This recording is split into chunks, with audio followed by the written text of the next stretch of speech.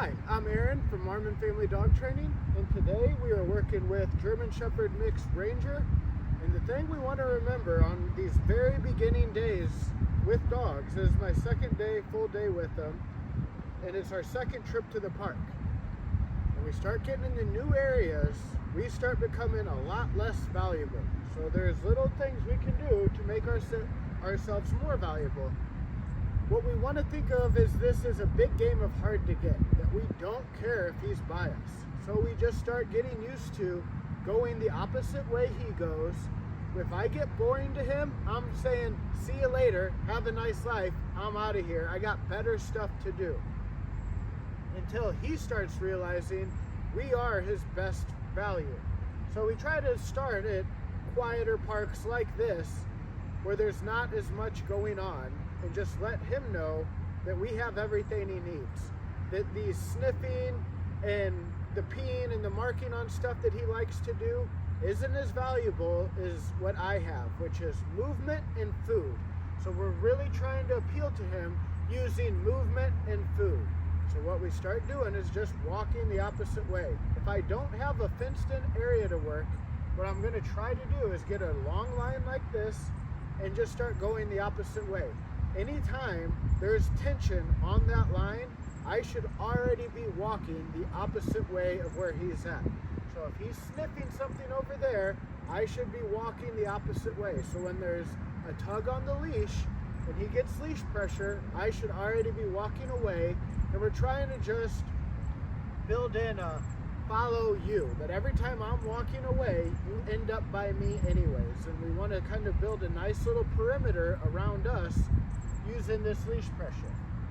The other thing I'm trying to do is be really generous with food.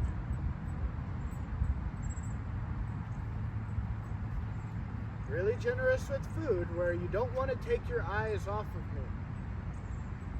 But when he gets distracted with other dogs like he is right now, I'm gonna sneak away.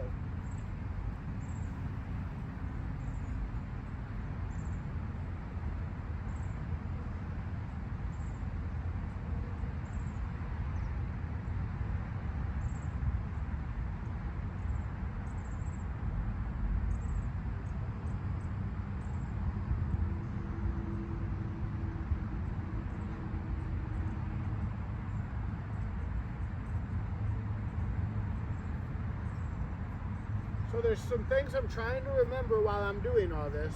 One is all the food always comes from the left side. Right here is a really good spot to be if you're him, but I'm always walking away from where he's going. If he's with me, I'm feeding on the left side. If we're stationary, not moving, I'm trying to get him in and down. I'm always trying to get that engagement. And what I'm trying to do is keep my arm really kind of kicking a little bit more than I normally would, to use a little bit of body animation to get him thinking, where is he going? What's he up to? Something's kind of going on that's a little different than how he normally walks. So I'm trying to take a little bit bigger steps and animate my body a little more to just get him to want to be by me. And then if he is by me, we're walking on the left side or we're laying down. If he's not by me, I'm trying to get him back to me.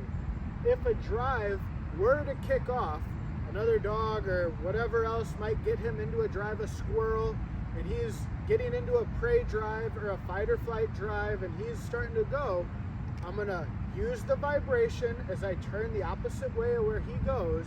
And if he doesn't listen to that, then I'm gonna go onto the nick, which right now is preset to about a 35, and I'm gonna tap, tap, tap, tap along with the leash pressure. When the leash pressure ends and he's coming back to me, I quit tapping and I just keep walking the opposite way. Food when he gets to me. Then I'm going to turn back into the drive, walk closer to it. When I lose him, vibrate. If he doesn't listen, tap, tap, tap, tap on the nick.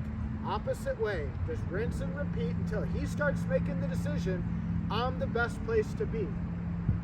And if there are no drives, we just start walking and getting him wanting to be by me. That we have 30 feet. You can do what you want on this 30-foot leash. And I want him to choose me out of the 30-foot perimeter that we're in.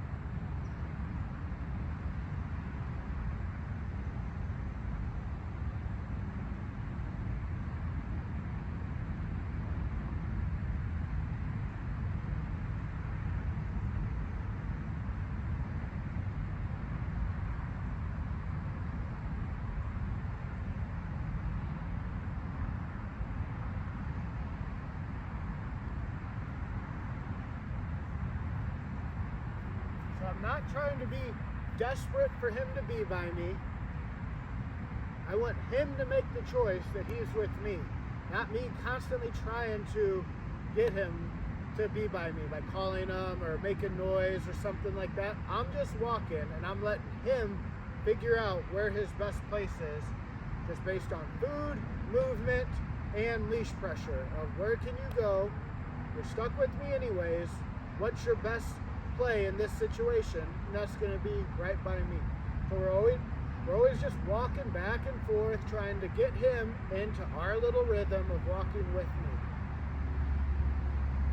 And if things don't go as planned, we have to have like a strategy for what happens. So if another dog comes around, we get some type of curveball thrown at us, it's always going to be get away from the thing that's making him go crazy.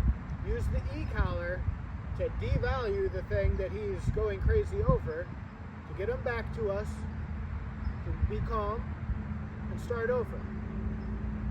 And start just creating this as the way things are at the park, at the house, when we go outside, when we get into these trigger settings, that this is what we're doing. It's not you going crazy all the time. It's we're the main focus. We're the main attraction at these places. So you better just keep an eye on us and create a new pattern of behavior. So stay tuned over the next couple days and we'll see how he does.